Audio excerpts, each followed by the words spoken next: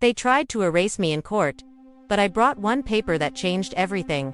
My name is Zoya Mirza, I'm 41 years old. And for the last 18 years, I worked for Pakistan's National Audit Bureau as a senior data fraud analyst. It's a job that never made headlines. I sat in concrete rooms with no windows, staring at spreadsheets until they turned into stories of theft. I helped dismantle entire criminal networks without firing a bullet. But nothing not corporate fraud. Not mafia laundering. Not even black ops corruption prepared me for the betrayal. I faced wearing a plain black suit inside a family courtroom. I thought this would be simple, a formal probate hearing to finalize my late grandfather's estate. He'd passed peacefully, and while it hurt, we had known it was coming. But when I entered that courtroom in Karachi Civil Court, something felt off. My uncle Kashif sat at the petitioner's table with his son Ramiz and their lawyer, a woman with perfectly combed hair and eyes like cold tea. My mother was nowhere. My sister Sana wouldn't even look up. The judge called the case. Their lawyer stood and started speaking like she was rehearsing a murder mystery. She said, "I had manipulated my grandfather while he was sick, that I forced him to sign papers while he was sedated, that I used intimidation tactics and financial bullying, that I had stolen assets, forged documents, even taken possession of ancestral land by coercion." I sat completely still. I let them talk. I didn't interrupt when Ramiz told the court I was always paranoid. I didn't blink when Kashif swore I isolated data in his final days.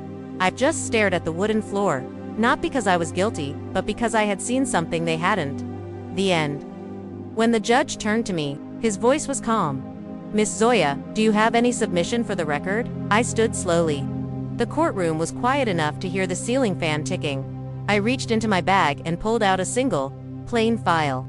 One paper. "With your permission, sir," I said, handing it to the clerk. "I believe this document must be reviewed before any decision is made." The judge scanned the first line, then the second. By the fourth line, he looked up, eyes narrowed. "Sealed the courtroom," he said sharply. "Nobody leaves." Gasps. Sana's eyes widened. Kashif stood abruptly. The court officer bolted the doors as I remained standing, arms behind my back, watching. Within seconds, Federal Investigation Agency officers entered the courtroom. No noise. No warning. They headed straight for Kashif and Ramiz. The lawyer stuttered. My sister whispered, "What's happening?" And I didn't say a word because this wasn't revenge. This was justice. It all started 4 months ago. A boring Sunday morning. I was sipping tea in my apartment in Islamabad, scrolling headlines. Then a message popped up on my screen. Transfer confirmed. Property asset 8,482. Title change completed. I blinked. What the property code was familiar. I checked my files. It was my grandfather's land in Mansura, the one he'd promised would pass to me, the one I had quietly helped preserve from illegal occupation using my own resources. Hadn't sold anything. I hadn't signed anything. Yet the file showed a transfer to KR Holdings Pvt. I stared at the screen. KR. Kashif Ramiz. They didn't even bother hiding it. That day, I drove to my grandfather's farmhouse, the one that had always felt like home. The gate had a new lock. A private guard was stationed outside. "Madam, this is private property," he said, not recognizing me. I left without arguing. But that night, I pulled out my old investigation laptop, the one I never connected to Wi-Fi, and I opened a blank file. Not for emotions, for evidence. For weeks, I worked in silence. I didn't tell anyone. I traced shell companies. I cross-referenced land records. I pulled bank statements, scanned deed transfers, and what I found wasn't just theft, it was a coordinated network of fake inheritance claims, forced power of attorney documents, and falsified medical records, all pointing to Kashif and Ramiz. They were running this like a business. Using my grandfather's name, forging his thumbprints, even creating fake video wills by cutting old home videos. And they filed a court case. To accuse me, I wasn't angry, I was focused. I knew one thing from my years in the bureau: paper leaves a trail, and I was going to follow it until the end. I opened my grandfather's files and discovered the crime was so much bigger. I didn't sleep much that week. Not because I was scared, but because the puzzle was unraveling faster than I expected. Using old bureau tools I'd kept encrypted, I pulled metadata off scanned documents Kashif had submitted to the court. That's when I noticed something small. A pattern in the digital timestamps. The signature pages had been backdated, not once, but in every single file. So I dug deeper, and what I found made my chest freeze. One of the documents, supposedly signed by my grandfather in April, included a land reform clause that wasn't even passed until June, meaning it was a forgery. And a bad one. But that was just the start. The signature ID Kashif used to validate the document. It linked to a notarization agency that didn't exist, a fake registry set up under KRM Solutions, an unlisted subsidiary of KR Holdings. I stared at the file. This wasn't just stealing family property. This was systematic document fraud.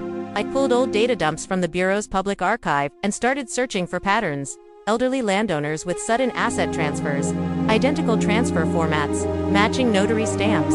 And there it was. 17 cases across Punjab and KP over the last 4 years, all involving the same KR Holdings name, either directly or through proxies. Different families. Same methods. Same fraud. And the worst part? 2 of the properties had been seized and flipped to developers for over Rs 6 crores. They were laundering ancestral land, like real estate tokens, using grief, and trust, and silence. That's when I made a decision. I needed help, but not official channels, not yet. So I reached out to the only person I trusted, completely, Major Faris Ghazi, retired ISI, now teaching digital forensics at a private university. I sent him a one-line text. They're using family law to bury fraud. Meet. He replied within minutes. We met at an old farmhouse outside Rawalpindi. His family's quiet and off-grid. He brought his laptop. I brought my hard drive. He didn't speak for 5 minutes after seeing the files. Then he closed the lid and said one word, national. I nodded. We both knew what that meant. This wasn't just about me or my family. It was about a legal system being gamed, exploited, and sold, and no one was watching. We built a case, file, not for the courts, not yet, but for the agencies that actually moved. Over 2 weeks, we traced 27 property fraud cases, 5 shell companies, 12 dummy legal advisors, and over 180 million rupees in asset laundering, all linked directly or indirectly to KR Holdings and ultimately, Kashif Mirza and Ramiz Kashif. But one connection shook me deeper than anything else. A small housing development on the outskirts of Lahore, flagged in 2021 for illegal seizure of protected land. The project manager listed Sana Mirza, my own sister. I sat in the dark for hours, rereading the file. I had thought she was a bystander.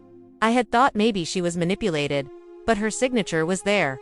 On procurement orders, on lease transfers, even on staff contracts, including the hiring of 2 fake witnesses in our own family case. That night, I went to my parents' home in Islamabad. My mother opened the door.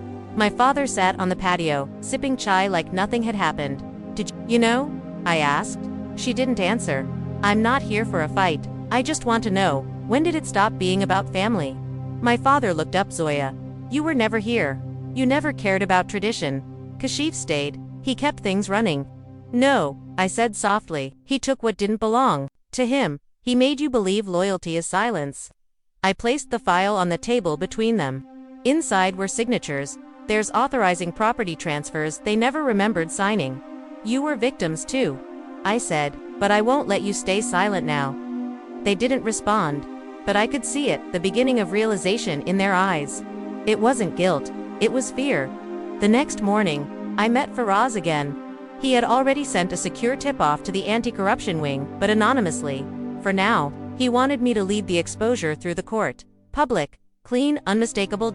So I gathered everything, the full archive of evidence. I encrypted it, printed one key document, and placed it in a plain brown file. Just 1 page. That was all I needed. The court date came. I walked in wearing a navy blue kurta, simple, sharp, and solemn. Kashif was already seated, smug as ever, Ramiz scrolling his phone, Sana avoiding my eyes. Their lawyer stood with the confidence of someone who thought she had already won. They painted me as aggressive, manipulative, emotionally unstable. Same script. But I didn't react. I didn't even look at them. When the judge turned to me, I rose. Your Honor, I said, I have only 1 document to submit. I handed it over. He read the first line, then the second. By the 4th line, his entire expression changed. He looked up sharply. Close the doors, he ordered, gasps, shuffling, panic. And then, the FIA officers entered black uniforms, bulletproof vests. No noise. Just motion, straight to Kashif, straight to Ramiz, and then, slowly, to Sana. My family wanted to destroy me in court, but I destroyed the lies they built their lives on. The courtroom froze. 3 FIA agents moved in, silent and swift, surrounding my uncle and cousin like shadows from some hidden force. Kashif stood up, shaking. "What is this?" he demanded. The judge didn't answer. He turned to the FIA team lead. "On whose authority?" The officer calmly held up a warrant, signed and sealed. "Fraud, forgery, property laundering, corporate racketeering." Rami stood too, fists clenched. But before he could say a word, the second officer stepped forward and said 4 words. "We've seen the footage." And that was it. His face collapsed. Across the room, Sana sat frozen. She didn't run. She didn't speak. She just stared at me like a stranger. They handcuffed my uncle first. Ramiz tried to protest. "She's making this up. She's setting us up." The officer raised a tablet. Security footage from KR Holdings' private office, showing Ramiz uploading forged documents into the family registrar's database using a government login key assigned to a disabled employee who had died 3 years ago.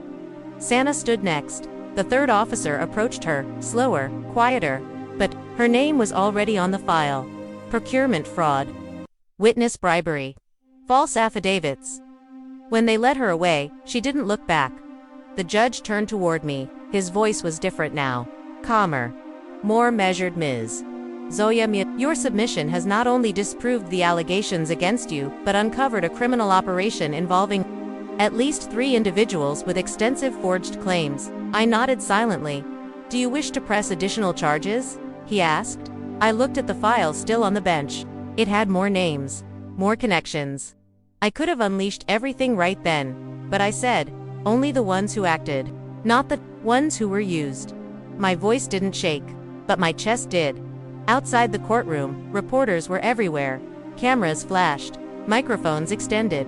"Ms. Mirza, what do you have to say about your family's arrest? Did you know the extent of the fraud?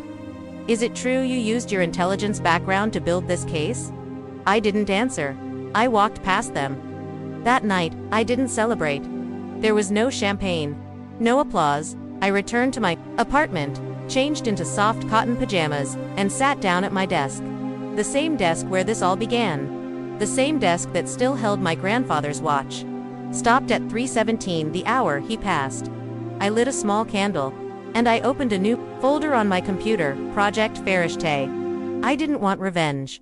I wanted protection, for others, for the dozens of elderly families who don't have the tools or training to spot forged stamps or doctored land files, for the quiet widows who don't speak English but lose their homes to fake affidavits, for the veterans, the retirees, the uncles and aunties who trusted their children too much. Farishte Legal Defense Fund was born that week. No office, no logo, just a mission, to defend victims of intra-family property fraud and punish those who weaponized family love into financial theft. 2 weeks later, I received a handwritten letter from an elderly man in Bakhtwalpur. He had seen my case on the news. His nephew had used the same KR Holdings firm to force him out of his own land. "I thought it was over," the letter said. "I thought the law forgot men like me. But then you stood in that courtroom. You didn't yell, you didn't cry, you just showed the truth, and the truth moved." I sat holding that letter, my fingers trembling, not with rage, with something softer, peace. A month passed. Then too, Kashif and Ramiz were officially indicted. Sana's case was still pending, but the evidence was clear. I didn't speak to them. Not even when Sana sent a short message, through her lawyer. I didn't mean for it to go that far.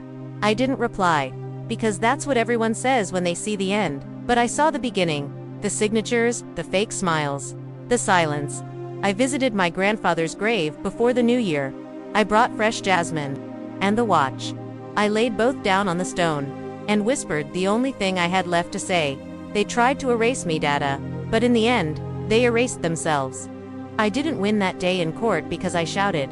I won because I listened, I watched, and I built every piece of truth with precision. Let them write headlines about revenge. This wasn't revenge. It was a reminder that, sometimes, the most dangerous battlefield is the one where you sit across from people who carry your last name and still aim to bury you. But I didn't let them.